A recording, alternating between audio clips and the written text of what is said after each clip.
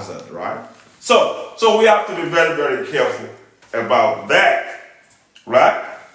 And then I have some tips,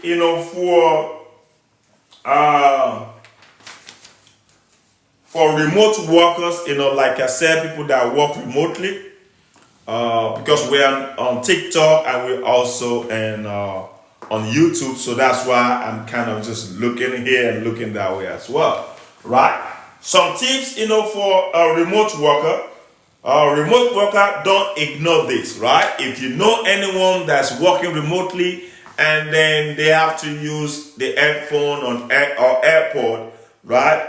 Please get this information to them, and then you can also share this live, to them as well, since they can join, so they can able to go back and look at it, right? So for remote workers, you have to avoid blasting music while walking, right? So I have a calculation that I'm going to tell people, why that is very serious, right?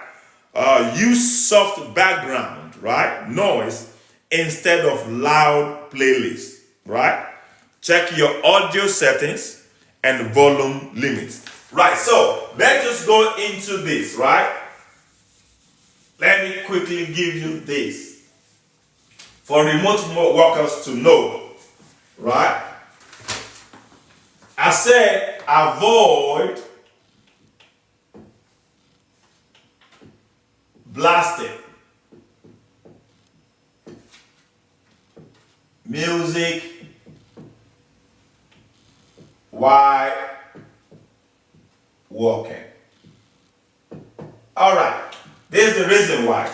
So now you are exposed to the loud music, and then you are also exposed by the means of the earphone that you have. So that means the noise that is coming to you right now is twice now.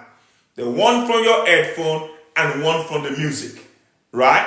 So, and then like I said earlier, to get an instrument, to measure the level of noise. So let's just assume that if you remember, the limit that I told you about was 90 and 85.